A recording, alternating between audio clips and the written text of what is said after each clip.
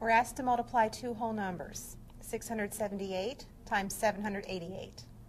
We'll start by multiplying 678 times 8.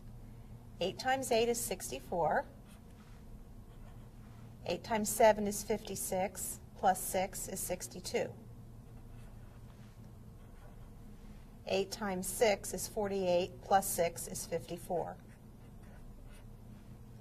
Now we need to multiply 80 times 678.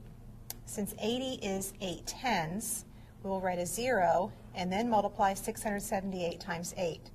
Now that will be the same multiplication I just did, but I'll do it again to make sure that just as a check that I've done the first one correctly. I'll cross off those 6's since I don't need them anymore. Now 8 times 8 again is 64. 8 times 7 is 56, plus 6 is 62. And 8 times 6 is 48, plus 6 is 54. Now we multiply 678 by 700. Since it's 700s, I'll write 2 zeros and then multiply by 7.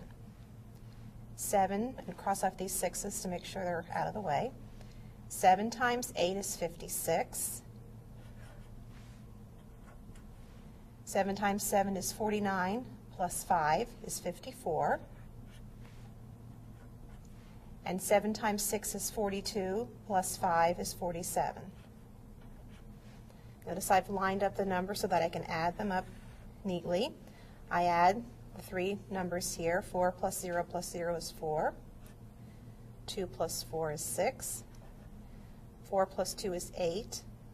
Plus 6 is 4 plus 2 is 6, plus 6 is 12. 1 plus 5 is 6, plus 4 is 10, plus 4 is 14. 1 plus 5 is 6, 6 plus 7 is 13, and 1 plus 4 is 5. I finish by writing a comma to separate the periods, and the product is 534,264.